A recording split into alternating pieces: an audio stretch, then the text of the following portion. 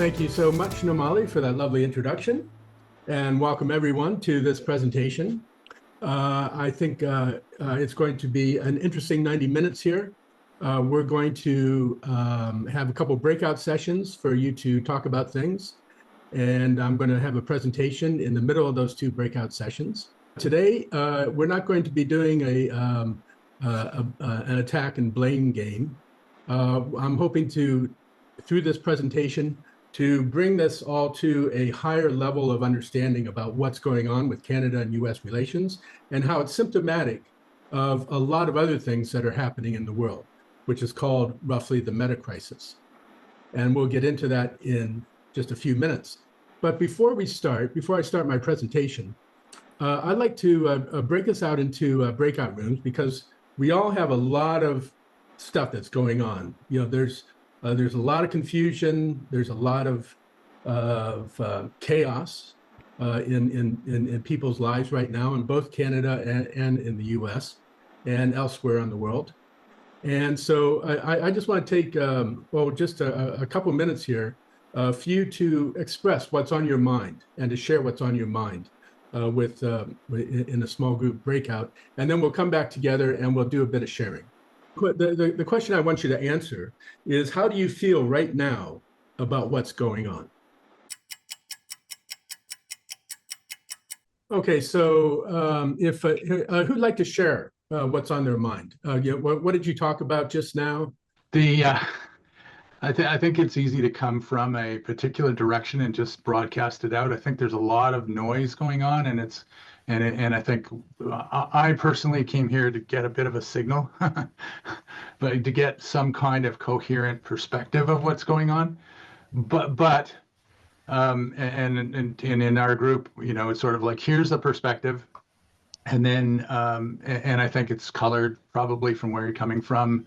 We had 2 Canadians and an American in our group, and so, you know, it's like, let's be using our rational mind, but let's also, there's probably even some value getting on the table that there is a degree of emotion going on as well.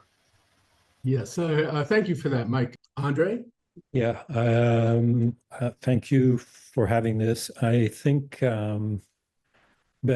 basically what I'm looking for is a way to better self-regulate. I have anxiety when I feel obligated to follow the news, given the severity of what's going on, but that generates anxiety, and just like Sally shared in our group. But if I don't, I also am anxious. So it would be very helpful for me to find a way to self-regulate, or return to my center when I'm pushed off of it, shoved off of it. Well, I think that is exactly where we're going to go in my presentation. So I think this is actually a good time to start that. So I'm going to share my screen, and I'm going to give a presentation for about a half an hour here on the relationship. If you have something critical that you want to comment on or share, please feel free to raise your hand. I'm going to put this into a bigger perspective. So just right now, what's going on? It's awfully crazy. You see all these various headlines like we've never seen before in recent years. That we're going to blow up the Continental Free Trade Agreement. How Trump's 51st state talk for Canada is starting to be seen as really deadly serious. Made in America, back on the shelf it goes. Trump again spreads baseless claims about Trudeau, Canada's election. Anti-Trump sentiment drives dramatic upturn in fortunes for Canadian liberals, who were behind in the polls, like drastically behind in the polls before Trump's inauguration. How Canadians are making their anger towards the US loud and clear. So there is a lot of emotions. Goodbye, Americano. Hello, Canadiano. Cafes are actually changing the name of the Americano. Rejecting Trump's call to annex their nation, Canadians rally around the flag. Ottawa announces locations for 3 Arctic military hubs. This is something that is really outstanding because Canada currently has 4 military hubs around the world. None of them are in Canada. There's one in Germany, there's one in Kuwait, there's one in Senegal in Africa, and there's one in Jamaica. And these are logistics and supply hubs. Now Canada has announced that it's going to build 3 military hubs in Canada up on the Arctic in order to protect the Arctic. And they're doing it on their own. They're not doing it with America, which is unusual. Trump's temporary pause on some tariffs brings little relief to Canada. Trump picks another trade fight with Canada over lumber. Trump's talk about Canada parrots Putin's claims on Ukraine. White House official pushes to axe Canada from Five Eyes intelligence group. The relationship is broken. Canadians respond to Trump's tariffs. Trump threatens new tariffs on Canada, including 250% tax on dairy. Canada and China retaliate against US tariffs. I mean, it just goes on and on and on. So Canada-US relations continue to reach new lows. So what we're doing here, what I want to do here is give you a quick overview of the current breakdown on Canada-US relations. But this is not a deep dive. I'm not going to give a comprehensive overview. I'm not attempting to analyze the entire relationship here. I just want to position things about what is happening with the Canadian-US relationship within the context of broader trends that we are seeing unfolding in the world. And this is something that we do in integral life all the time. We try to take a big as perspective of events as we can. So there's a lot of historical and evolutionary factors at play. And I think if nothing else, the Trump administration is a stimulus for change. And when there's a crisis, there's also opportunity. So these are really my personal subjective interpretations of the situation. I'm not an expert on Canada-US relations. I'm simply an interested third party who has skin in the game. And I have skin in the game because I'm both a Canadian and US citizen. I have a wife, I have 2 children, I have a grandchild, and I'm concerned about their future. So I have real skin in the game, as we all do. So what I hope to achieve here is a greater understanding of the wider issues at play. And so I'm not looking for a blame game. I'm not looking to say that, you know, if only this happened or we should do that, et cetera. So I'm not trying to be prescriptive here. But while I say I'm not trying to be prescriptive, I do actually have one overall prescription to solve the Canadian-US relations issues. And that is simply to have Canada take over the United States. And so we'll just turn the US into South Canada, and we'll have West Canada up there where Alaska used to be. And of course, we'll take Greenland too. And we'll rename the Gulf of America to the Gulf of Canada. And of course, we'll have the Canada Canal. But one thing I want you to think about in looking at this picture is that the way that Trump is currently talking, he wants to reverse this picture and have America completely surrounded. I mean, have Canada completely surrounded. So if the US actually takes Greenland, Canada will be completely surrounded by the United States. Be interesting. Mm-hmm. So what I'm hoping is that I'm going to give you more confidence on how to deal with the situation, on how to act, how to show up in the world. So let's look at the larger crisis, the larger context of what is going on here, which I call the meta crisis. I think that the breakdown in Canada-US relations is symptomatic of the meta crisis that's facing humanity. So what is the meta crisis? Well, basically, the world is changing faster than our ability to adapt. And that's adapting culturally, environmentally, technologically, economically, and politically. We have change coming at us quicker and faster from every direction, such that change itself is now the dominant force in the world. Where it used to be that something would happen and that would create a change, now it's simply change. The result of all that is instability, confusion, uncertainty, fear. But in the midst of all that change, there's also an opportunity to do things better, to basically evolve. And integralists love to focus on the evolution of individuals, how we grow and develop in our lifetimes, as well as how societies and cultures grow and develop.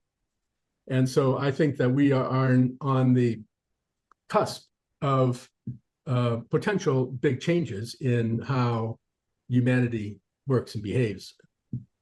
So what I want to do is just bring in Rob Smith's big picture mind. Rob Smith is a co-founder of Integral Life, and he gave a presentation a couple of weeks ago where he talked about big picture mind, that we need to develop the cognitive, emotional, and spiritual capacity to navigate the seismic changes that are currently underway.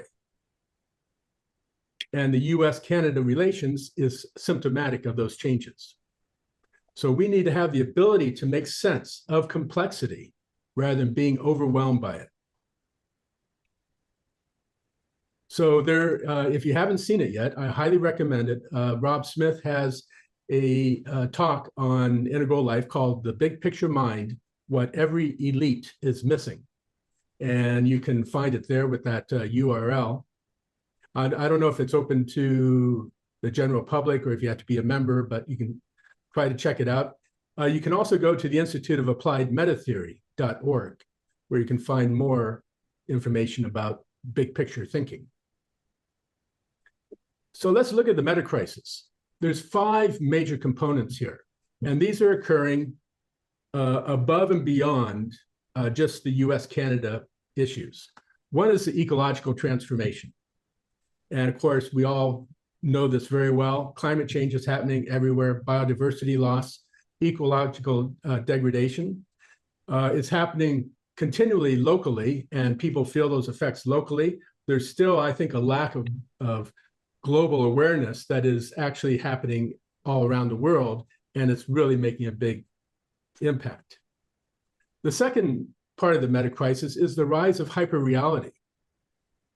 We culturally and intellectually and emotionally are living in a world of symbols that are detached more and more from reality. And just as an example of that is social media and the way we create our curated perfect lives on Facebook and other areas of social media. So we're actually presenting ourselves not as we really are, but as symbols. And we see the rise of hyperreality everywhere, the rise of logos and symbolism, etc. The meaning crisis is a third aspect of the meta crisis. And the meaning crisis, which is very much personified in the work of John Vervaeke, a professor at the University of Toronto, talks about how there's so much existential confusion and depression and loss of purpose in the world today. Basically, people are feeling unmoored. And the accounts of this are legion. The rise of loneliness, the rise of depression, the rise of suicides, that is happening not just in Canada and the US, that is happening worldwide. People are losing touch with what it means to be a human being. The fourth aspect of the meta crisis is what is commonly called the technological singularity. And this is with artificial intelligence moving towards artificial general intelligence, where artificial intelligence gets as smart or smarter than the most well-educated PhD in any field of endeavor. And we don't know what is beyond, what is going to happen once computers are as smart or smarter than human beings. And after artificial general intelligence is something called artificial superintelligence, which is potentially the ability for computers to have all the intelligence of basically everyone in the world at their fingertips. We do not know what the world looks like beyond that and how things are going to unfold. It's a very scary possibilities ahead. And the fifth part of the meta crisis is a breakdown in global governance. And of course, we're seeing this right now with what's happening with the US and Canada. The Pax Americana that we've had in place since World War II is fracturing. There is a return of realist imperialism. The world fought 2 world wars in the 20th century against imperialism, the First World War and the Second World War. And tens of millions of people died in order to end the Age of Empire. And now the Age of Empire is starting to rise up again. You certainly see that in Russia attacking Ukraine. You're starting to see this in America, talking about expanding into taking over Canada as the 51st state, taking over Greenland, the Panama Canal, what have you. I mean, I know that my father fought in World War II, and he fought against imperialism and fascism. And I think he would just be devastated by the kind of talk that is currently happening. And there's also a lot of economic volatility that is going with this, a lot of social instability, and of course, an increase in militarism. Canada is talking about creating its own nuclear weapons for the first time, seriously. Canada has had the capacity to create nuclear weapons since the 1950s, but we never have. And of course, populism and reactionary authoritarianism are also symptoms of this meta crisis. So these 5 things are actually part of what is going on with Canadian-US relations. Look at the ecological transformation. There's currently the US government is eliminating any kind of environmental constraints. The research on climate change, they want to drill, baby, drill, what have you, all that language about, the environment is at the service of mankind. It's simply a tool to be used. And a lot of what Canada does is environmentally focused. The second thing is this rise of hyperreality. Just the idea of a 51st state. It's not real.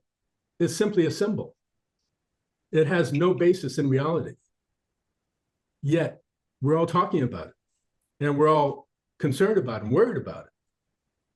And just another thing, the talk about elbows up. Elbows up is a hockey term where when you want to get tough, you bring up your elbows when you're on the ice rink in order to knock the other person, take out some teeth or break some bones or whatever hockey players do. The third thing is the meaning crisis. Canadians are wondering who we are as a nation and individually. I'm having conversations now with people who are wondering, what does it actually mean to be a Canadian? And they're worried about the future. They're thinking, who am I in relation to everyone else? Who's my community? Who's my tribe? Who can I trust? The technological singularity, Canada needs a homegrown artificial intelligence, and that's currently underway. And of course, the breakdown of global governance. In Canada, America is no longer seen as a trusted partner. This is a seismic shift in how Canada-US relations have been for the longest time. And I'm going to look at this. There's a lot of different ways of looking at this, but integral theorists like to look at things from our so-called levels of development or worldviews. And if you're aware of integral theory, you'll understand this intuitively. If you're new to integral theory, it's a little bit complicated, but essentially it posits that people and cultures evolve over time. And we've been evolving basically for the last 300,000-400,000 years. And so if you look at, 250,000 years ago, we were at the so-called infrared archaic stage, the dawning of self-awareness. 50,000 years ago, we were in magenta tribal stage. where we see the world as magical and enchanted, and there's a real belief in shamans and other kinds of magic. And then in the dawn of agriculture, we moved to what's often called the Red Warrior stage. And this was the realm of great empires: Alexander the Great, Genghis Khan, big red warrior. You see the age of empire all throughout around the world.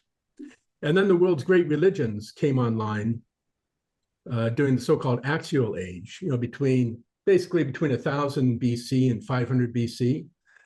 You saw Judaism, Christianity, Greek philosophy, Confucianism, the rise of Hinduism, Vedanta, Buddhism. All those religions came on board, and they created another type of worldview.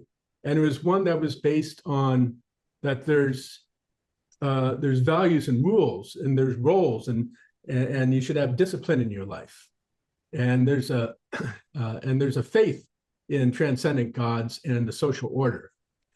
And the Amber Traditional are basically people whose worldview is that socially conservative worldview that is very dominant. Often it's seen particularly in the southern US.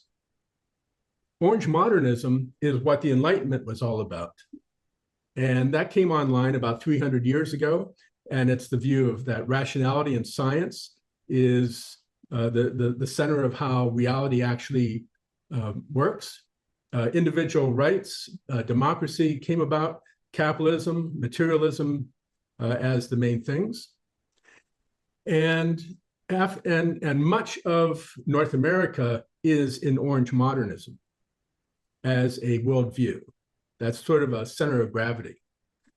But starting in the 1960s in particular, the postmodern world came about, which values pluralism and equality. It's much more relativistic and sensitive to people's concerns. Civil rights and environmentalism became much more of an issue. Things like feminism, gay rights, animal rights, all those kinds of things are all sort of postmodern part of their worldview. And that is where a lot of Canadians and a lot of Americans are also. And above that are future potential evolutionary stages of people and societies developing to higher levels of consciousness, for lack of a better term. So simplistically, and this is a very simplistic way of looking at Canada-US relations, but I'm going to do this anyway. If you look at where the Republican Party is, the Republican Party is at this amber traditional and orange modern worldview, where family values are really important, God is very important, community is very important, rules and traditional values hold sway. But the Democratic Party has a tendency to be much more in the postmodern world, where they're valuing pluralism and equality.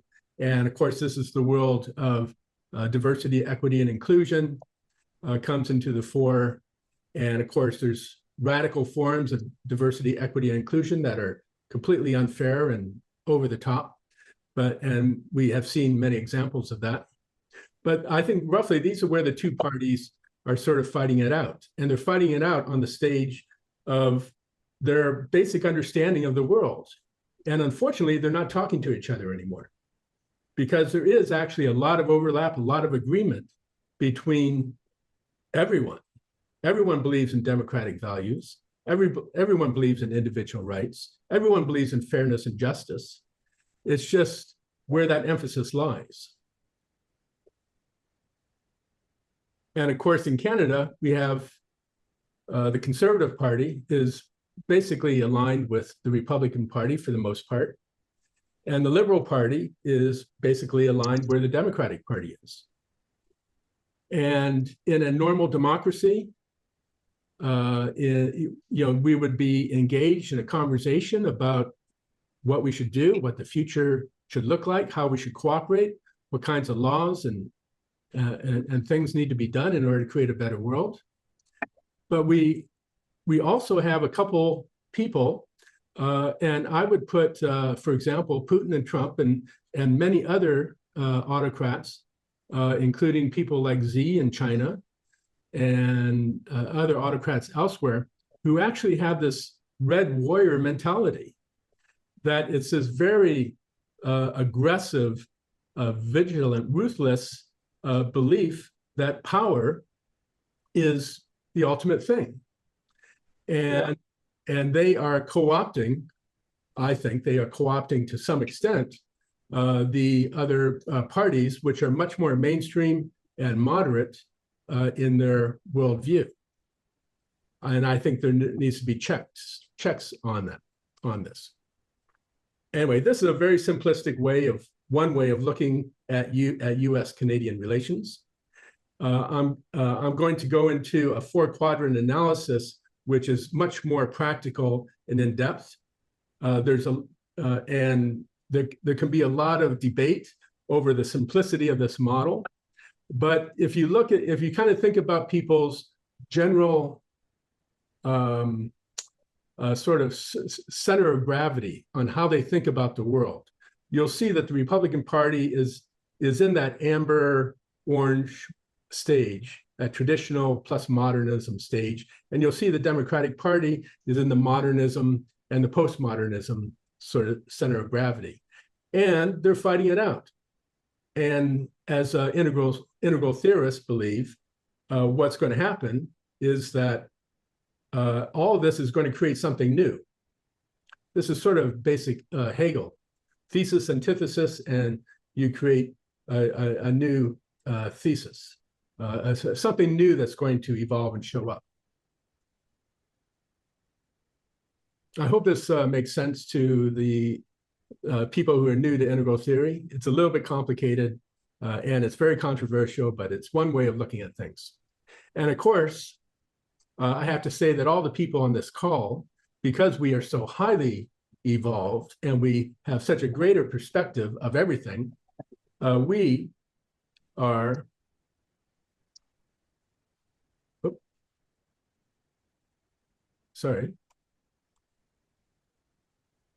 we are right up there, people on the Zoom call.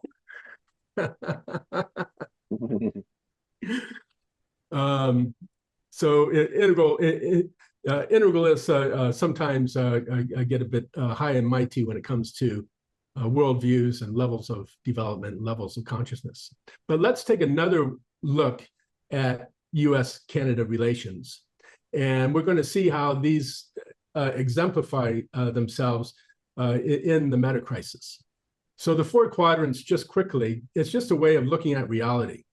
And it divides reality into 4 basic quadrants. The upper left is the individual subjective experience. It's your internal experience, your knowledge, your thoughts, your emotions. The upper right is your objective behavior. This is the things you actually do, your actions in the world. It's the physical reality of you, eating, whatever you do. The bottom left quadrant is the collective interior, the collective subjective. And this is the world of culture, of language. This is shared values and norms. This is where we create shared meanings and understanding. And this is often called we space. It's the intersubjective understanding between people. And this is what is breaking down right now a lot in US-Canada relations. And we're going to look at that in a moment, because where there used to be a broad general agreement on what our relationship looked like, it is now being fragmented.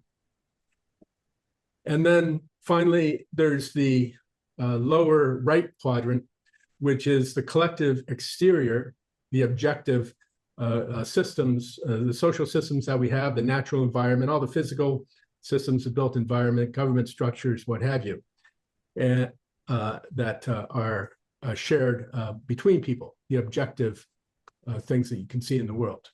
So let's look, starting with this, we're going to look at the Canada-US relations from, first off, this bottom right quadrant. I want to look at geography, our economic, military, and political partnership. So starting with geography, if you look at North America, you'll see geographically that we are just obviously one continuous system. And the border between Canada and the US is, from a geographic standpoint, completely arbitrary. It really makes no sense to divide the Great Lakes into two. We're half on Canadians, half on one side. From a geological standpoint, everything flows. And of course, this geography has shaped the history of Canada-US relations. So for example, our economic partnership, that geography enables us to trade. This is President Trump, the Prime Minister Trudeau, and the President of Mexico signing the free trade agreement back in 2018. And this was to create free trade across all of North America, US, Canada, and Mexico. And the way that things work, because of our geography. For example, I live in Vancouver. It's a lot easier for Vancouver to trade with Los Angeles than it is for Chicago to trade with Los Angeles, because we don't have to go over mountains. We can just go down the shore. We can go right down the Pacific Ocean. And so the natural bonds of our economic relationship are wide. And we are the world's two largest trading partners. Canada is the US's largest trading partner, and the US is Canada's largest trading partner. And I think a total of about, in 2024, $683 billion worth of goods went back and forth between Canada and US. Canada is more important than China as a trading partner. I mean, that is how intricately intertwined our economies are. If you want to take a look at our military cooperation, the Canada and the US has enormously tightly bound military cooperation since the end of World War II in particular. And this is no better expressed in NORAD, which is the North American Aerospace Defense Command. And you've often heard of NORAD, you've seen it in movies. Well, NORAD is not the American Space Command, it's the North American Aerospace Defense Command. And it's an integral relationship between Canada and the US to protect North America from nuclear annihilation from Russia. And there's the DEW line, which is the Defense Early Warning Line, is a whole series of observation posts all across the Arctic and Alaska and Greenland to monitor any kind of Russian ballistic missile attack coming towards North America. This is a deeply bound connection. So it's not just economic, but military connection is very deeply bound. Here's a picture of a monitoring post on the DEW line that is monitoring the skies and the stratosphere for early warning. And of course, the political partnership.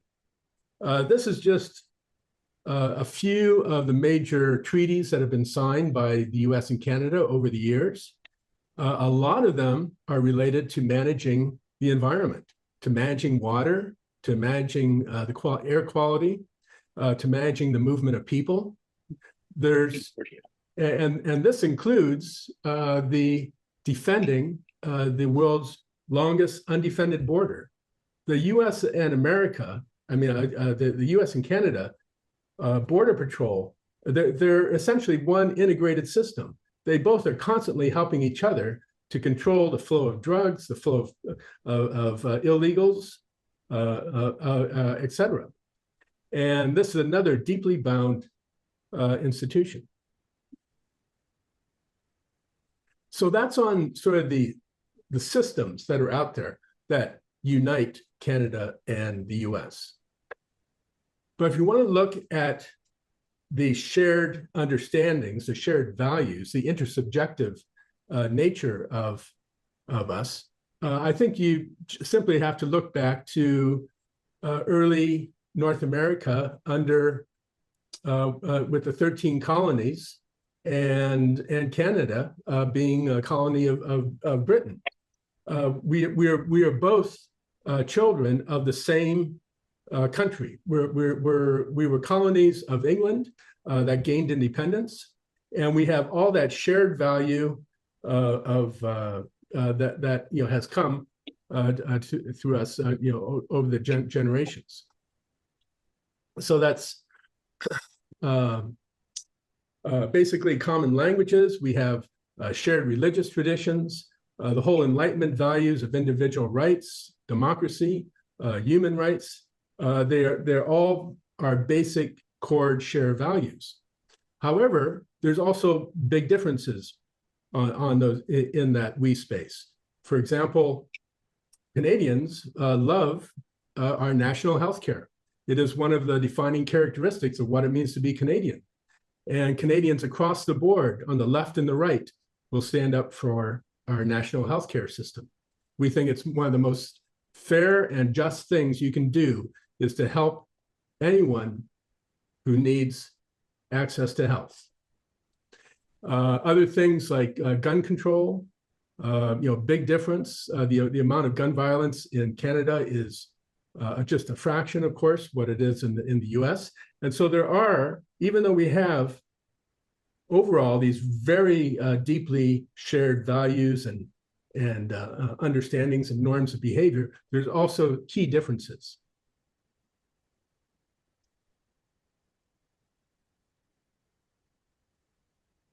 If we look at the upper right, this is the objective individual behavior.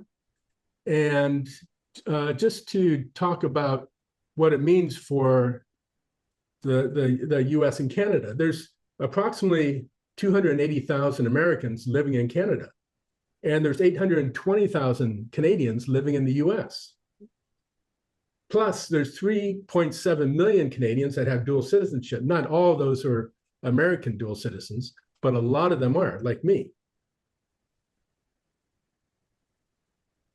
And think about this. Canadian residents made 39 million trips to the US in 2024. Now, there's only 40 million Canadians, and we made 39 million trips. That is how much the interaction is across the border. And the same goes the other way. There's 23 million Americans visited Canada in 2024. So very close relationships. And finally, on the subjective internal experience of what it means to be you. Well, this is where, there used to be a lot of hope and satisfaction and happiness that Canada and the US were so close. But what's happening now in Canada is a lot of fear and frustration. There's a crisis of self-identity. We're wondering, who is our best friend if it's not America? Is it China? Should they be a good friend? Well, we don't really think so. Europe? Well, Europe's over there on the other side of Greenland, but they share our values also. So there's a lot of existential angst. I was talking to a friend at the tennis club a few days ago, and he said, I'm worried. He said, I'm worried about the future. He said, I don't know what's going to happen. And it's funny. I mean, these are kinds of conversations that we never had before, that people for the first time in Canada are like really concerned about what the future holds and who our friends are.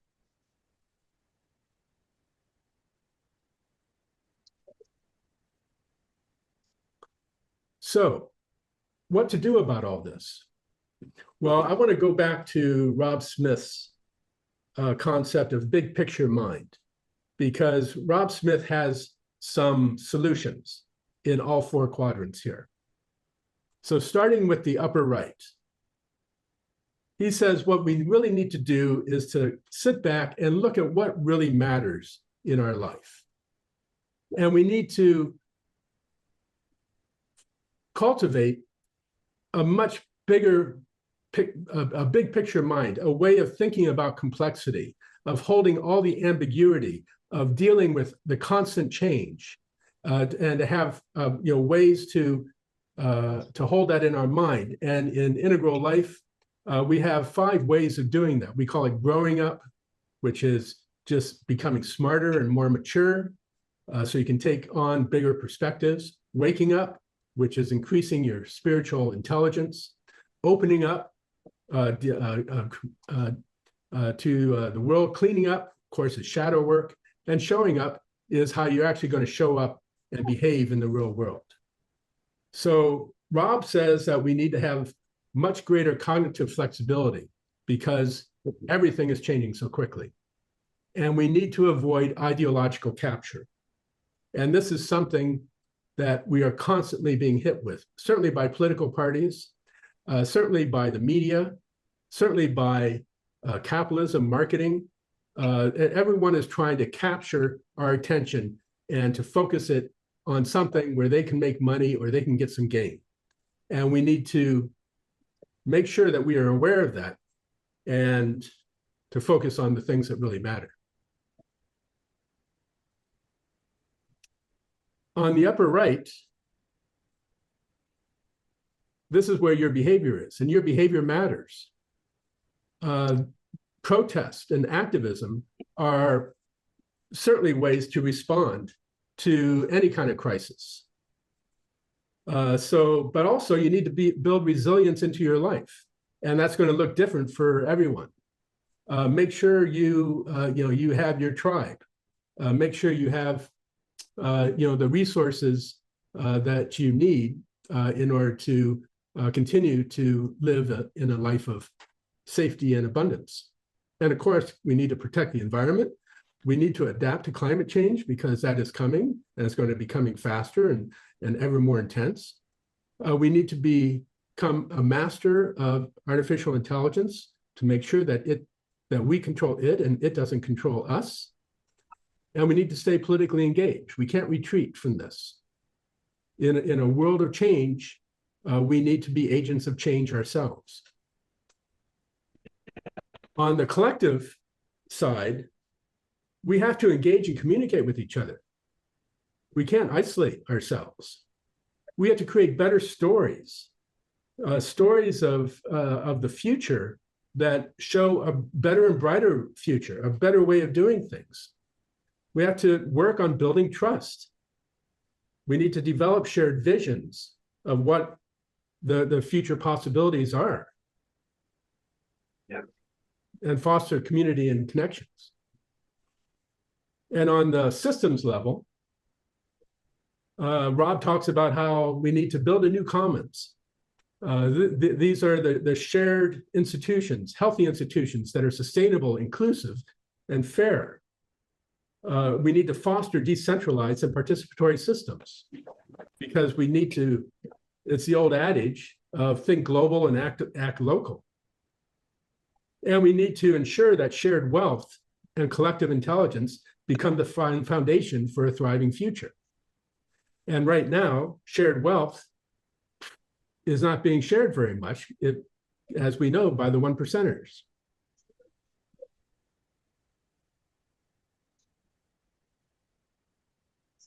So confronting the meta crisis,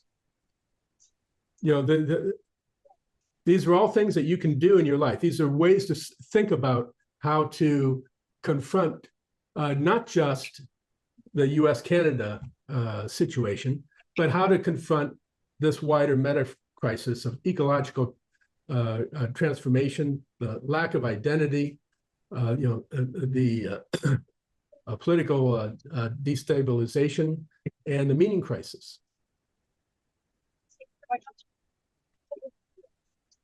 So, confront the meaning crisis. Take action on all 4 quadrants. And this is up to you to decide what you're going to do in all these 4 ways. And this is where I would like to go into a breakout and spend a few minutes to talk about what our response is, not just to the US-Canada crisis, but to the meta crisis, to this bigger crisis overall. Because I think if we can adjust to the US-Canada crisis, we can also adjust to these wider waves of change and opportunity that are confronting the world.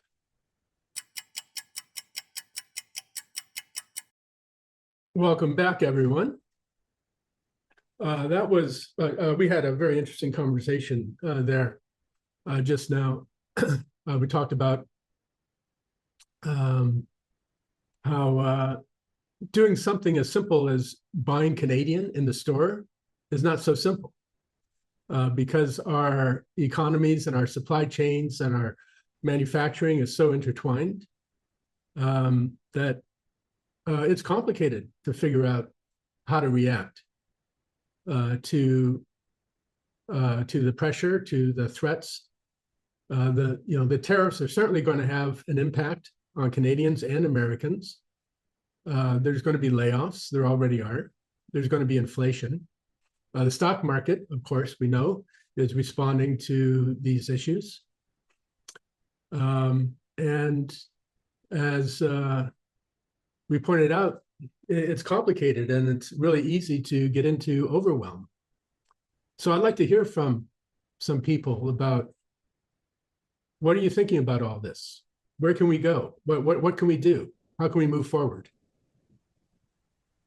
Mike, you had your hand up first. Yeah, I think that one of the things that I would speculate we need to be cautious of is reacting to this is the way I'd like to have it in terms of an activity, or I'd like to be on this side of the equation or that side of the equation. I think there's really a dynamic that's happening right now in terms of, I'm talking from a Canadian experience, that there's a common enemy syndrome. A lot of Canadians are saying, well, we're going to support the provincial governments, progressive, conservative, liberal, NDP, whatever. We're going to get behind you because we're under threat. And we need to be able to respond to that threat. I think that it's incumbent on us on Canadians and Americans for that matter, is our identity. Who are we and how do we want to react? I mean, if you talk about effective communications, it's about awareness, intention, and attention. Right. Where do we stand? What are my relationships? How do I see myself? What is the intention that I want to try and move forward to? And what am I going to pay attention to? Mm-hmm. I think that if we get caught up in, I have the prescription that is the right solution for this, a falling stock market or inflation or whatever the case may be, it's always dependent on where you're coming from an identity perspective. Not that I have a lot of energy on that. Right. No, gotcha.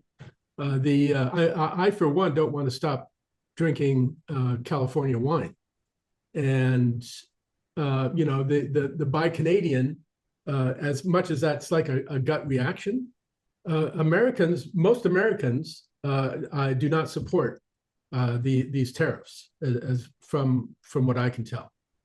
And I want to continue to maintain a great relationship with America. But how to do that when you're under threat, it's complex. Charles. I think it's related to governance, though. I mean, we can have as many desires and interests as we want, though. It's actually, how are we going to relate to our government, and how are people outside of our particular country, how are they going to relate to their government? Because I have lots and lots of American friends as well. Yeah. Thank you. Charles, what's your perspective on this? William, I want to express appreciation for your showing that map of the geography of North America, bereft of all the borders.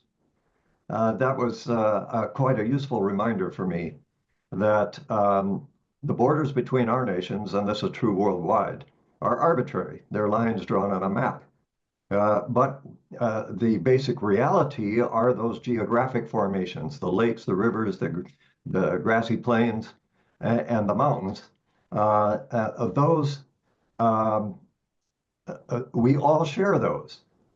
And to a great extent, we've been able to move freely through those geographic zones because of our willingness to allow the borders to be less important at certain times.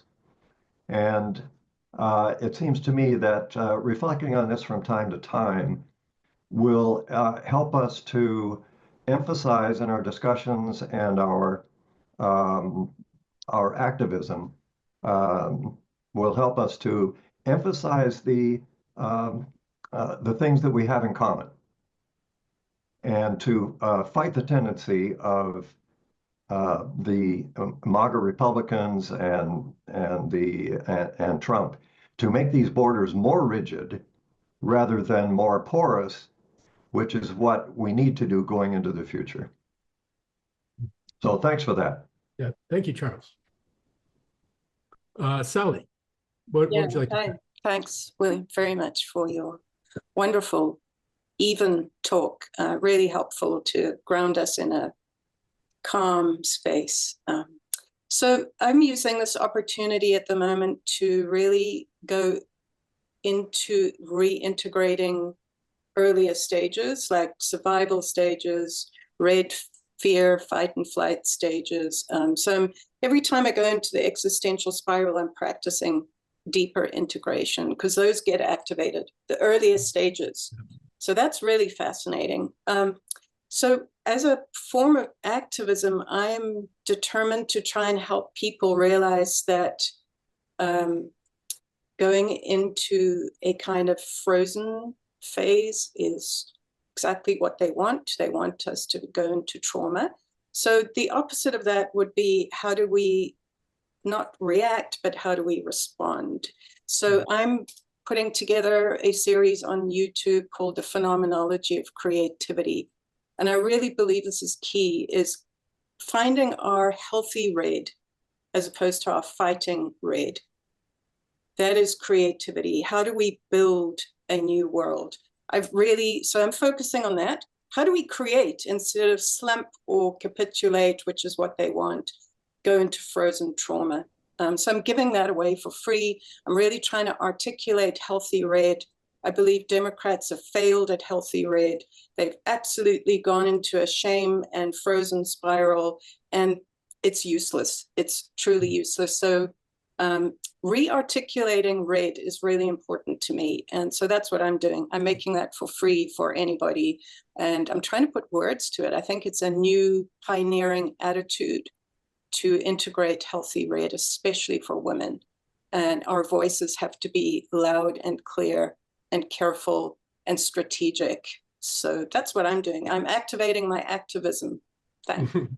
Well, thank you for that, Sally. That's really great because, you know, the tendency when things get tough is to retreat and to protect oneself, right? And we can't do that. If we want to create a better future, if we want to come out this on the other end with a brighter future for us and our children and our children's children, we need to engage in new and creative ways. And that going down to the red power gods of Olympus and what have you, is something that is available to all of us. We can all reach down and pull that from us because it's part of our cultural heritage. Yeah, and I think, as you mentioned, many of the call members are second tier. So those earlier stages have fallen asleep. We haven't needed to call on them. And if they're sort of not shadow, if we've done shadow work, but they're asleep. So I'm focusing on how to activate that warrior spirit that Integral needs badly, and so do the Democrats. Thanks. And so do Canadians. I know, we're way too nice. Yes, Derwin. Sorry, I'll start with a little Canadian self-deprecation. That this is a very crude analysis, but I wanted to use this opportunity of an integral context to throw out at least one developmental idea. So part of as I'm thinking about like strategy, like how to beat Trump and Musk, and occurring to me that maybe their bases where they're coming from are actually quite different from each other, and so that their alliance could be more temporary, and that we might deliberately try to break them apart by emphasizing their differences from each other. Trump's base is, you could say, a mean amber kind of base. I'm calling it, it's mean to me. And I think at this point we could say it's mean. But very interiorist focused, right? It's a traditional Christian focused group. Musk is much more like a hyper-rationalist, mean orange, to my mind, techno-feudalist. So they aren't, to me, natural allies, actually, and we might want to see if we can exploit that in some way to break them apart.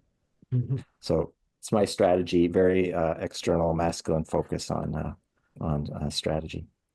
Yeah, I like that strategy. The thing that I'm concerned about is that Trump appears to be so amorphous in his ability to change places and to change locations and change strategy, because he seems to, all he wants is attention. He wants to feed his narcissistic ego, and he's getting it, obviously. But even if there's a break, for example, between Musk and Trump, I think Trump will just replace Musk with some other sycophant. Maybe less powerful than Musk, hopefully. Yeah. But yeah, I hear you. Yeah, fluid. I want to take this from a slightly different perspective. And first of all, I want to thank you, Bill, for sharing it. And I love, though, putting it in the model. You're way more familiar than I am with, but it's very useful. And I just want to, first of all, acknowledge the angst that's in the global atmosphere. I personally feel it, and I'm aware of it. And but I want to look at this as maybe let's not waste a crisis, because this is, to me, is a real opportunity. Bill and I have had many chats about this. I'm going to look at this as, I think, the life, if you want to call it, I'll call it the life force, the universe, is calling us, tapping all our shoulders and asking us for us to change. I'm relatively positive and optimistic about this because of the number of other things that I see and follow. And I think there's actually a stealth movement where, and where I come from, by the way, I'm coming from years in yoga and meditation and mindfulness. And what I've noticed over the last couple of years is just the enormous number of programs, teachers, people following this, that like literally thousands and thousands of people are following this. And what's that, as I recall, on your left quadrant at the top was about making changes, all positive stuff. I really think that's happening. That's not to ignore what's taking place. And I think it's really important for us to understand where some of these people are coming from. I've had a number of insights from the 4-year-old that's currently in the office, as I see it, and so we really need to understand it. I could see that they would look and say, hey, let's look at Canada, and like, God, if we got Canada, hey, look at the land with the resources and all that kind of stuff. So I think it's really calling for us to take this in a serious way. But I think we need to do this with resolve and calmness, and understand how I have a lot of family in the States. For example, I live in Vancouver. I have a lot of family in the States. I know there's a lot of very wonderful people in the States who are very open to growth and I would say disagree with the current plan and the way it's being implemented. And so I just want to put out there, I think, and I have to say, from an energetic perspective, and I know this quite well, is for example, Trump, Putin, send them love, send them warmth and grace, because if you send them the other stuff, you're just mirroring what their energy is, and they feed on it, guys. That's not helpful. I really think, and what I'd love to do actually, Bill, is take take your talk and your presence, and I think we can take this to other places, because I see that what there is a real need for people to understand this in a deeper, larger perspective and see the opportunity here. And the problem is people move into a sense of hopelessness. They move into powerlessness. And I think there's a place here for people to really understand who they are, what the potential for change is. And it's like you got to be strong as a mountain and light as a feather. So that life is a paradox. And what we need to is understand and live and take that into our own lives and see how we can impact and affect other people in a very positive way. So as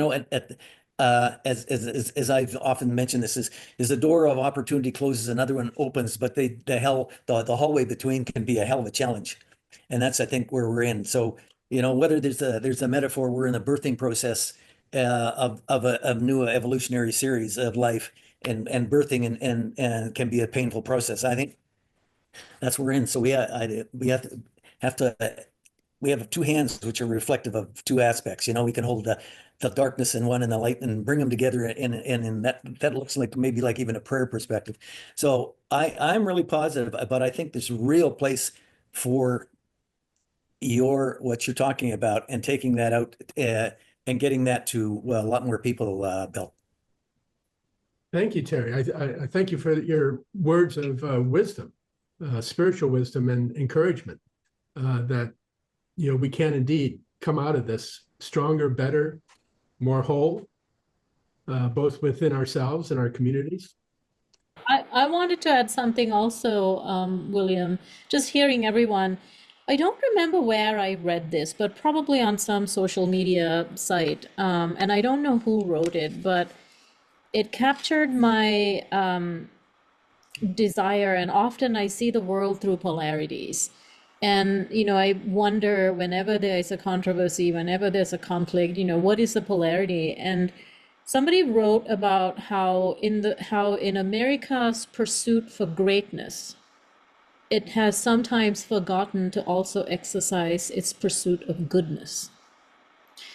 And that just felt, it kind of somehow rang true for me and in the same way, many other countries are now being called to elevate themselves to become more great in certain ways. It's really kind of weird, but America is right now really pursuing greatness in the sense of that red power that has already come up in this call. The red power that ultimately isn't bad if done well. If we are only pursuing greatness to the neglect of also pursuing goodness, that's when that overpowering comes into being. However, what Democrats tend to do is that it's pursuing goodness in the sense of being good, being sensitive, being loving, and being all embracive. If they're only pursuing goodness to the neglect of also pursuing power and agency, then they just become like wallflowers, and also the wokeism and all of that just gets out of hand. So that was really a nice polarity where I think right now Canadians are starting to show us how Canadians are also now pursuing its greatness that perhaps it hasn't. And Europe is going to have to do this as well, and put up a fight, put up a good fight to be great. And not that it's just America. And I'm just going to put this link into the chat here because I think it'll be interesting for anyone who hasn't seen. It's been making the rounds on YouTube a lot. It's Jeffrey Sachs, who recently gave a speech to the European Union. I think it's a must-watch video. So I'll just put that link to there. It's really, saying all the ways in which America has always pursued greatness in many wrong ways, and how, as a result, he's speaking to how Europeans or the European Union that fail to actually develop a powerful foreign policy. It's basically been dictated to by the US. And oddly enough, US foreign policy is being dictated to by Israel. So controversial things here, but it's going to be, it should be a must-watch video. Yeah, I've heard good things about that. I highly recommend everyone watch that as well. So a lot of what you say, Namali, that going to the red power and the righteous anger that is within all of us is what Sally referred to as well earlier. Karen, what would you like to share? First of all, thanks, William and Nomali, for holding this. Yes, William, mostly wanted to echo Terry, who spoke just before Nomali. Yes, I see what we are going through as a birth process, and birth is painful. But before I say a few words about that, let me just say I want to take every opportunity I have on behalf of all U.S. citizens to apologize to all Canadians. This is going to be awful for a while, but we will get through it, and we will emerge, like Terry said, out the other side of this. I see the situation through the lens of a cultural historian who likes big pictures. We have had 6 major eras in human history, and Ken Wilber's genius way back in 1982 or whatever in aligning Piaget with Gebser, showing how individual cognitive development aligns with the development of human culture. What's going on with Trump and Xi Jinping and Putin and some of the others, they are trying to take us back into the red-orange, the age of empires. That's the way the world ran for 5,000 years. And they never got the memo that the world changed about 400 years where we have sovereign nation states. And they never got the memo that there was a postmodern era after that, starting with World War II. We talked about it. So they're like already 2 eras behind. They're trying to deal with the enormities of today by going backwards, and that's not the way evolution works. So I have this charted, and I'm going to put a link in the chat to my vestigial website. I work as a cultural historian. I want to tell better stories about our tomorrow. That's where I fit on William's quadrant model. And my visionary fiction foresaw upheavals like this. They didn't quite foresee this, but they did foresee Trump when I did not. My story did. Anyway, I'll put it up in the chat in case anybody wants to see it. But I want to emphasize again Terry's metaphor of a birth, a next new order of human society on this planet will emerge out of the chaos of today. The transitions from one era to the next go through periods of turbulence transition. These are phase change in physics. It's punctuated equilibrium biology. In human societies, unfortunately, it's dark ages. I'm glad to say the dark ages are getting shorter each time they happen, but we've had transitions like this 6 times before in human history. Why would evolution stop with us now? It's not going to be pretty going forward, but I want to emphasize there is a light at the end of the tunnel, and those of us in the integral community at large we have a sense of that. Even if we don't completely cognize it, it's such we have a sense of what the future can be. And so my impassioned piece of this is let's tell beautiful stories about our possible futures. As a community, we have so many beautiful stories we can tell, and that's what I'm hoping to help catalyze in this community. So thank you all. Thank you so much for being part of this. It's important that we keep doing things like this. Thank you, Karen, for reminding us that we are riding historical waves here. Yeah. And the meta crisis is symptomatic of the current wave of change. And the surf's up. Yeah, the surf is up. I have a sense we're coming to an end, William. And as a friend of yours, you're a special friend of mine. I'm very happy that you invited us all to this occasion. I really quite enjoyed it. And I look forward to discussing this topic with you again next Monday. We meet every week. In a study of Ken Wilber's book, Finding Radical Wholeness. And the ideas that were discussed today are relevant to our discussions there. I look forward to that. So thanks again, and thanks to all of you. Yeah, thank you, Charles. Yeah, and thank you very much. Yeah, just to mirror Charles, thank you all so much. I think as integralists, in a major way, we are better prepared to face an uncertain future, because we have this ability, we have a map. We know the way to big picture mind, to hold complexity, to hold multiple perspectives. And so I think that we need to show gratitude to to what we do have, and to not lose hope, and to stay engaged. So thank you all for joining me today, and I look forward to seeing you all future integral seminars. Thank you. Bill, thanks for organizing. Bye, Thank, everyone. Bye. thank you so much. All you. love Thank to you. all. Thank you. Wonderful. Thank you, Bill. Canada. See you all. Go US. Much appreciated, Bill. Thank you. Thank you all.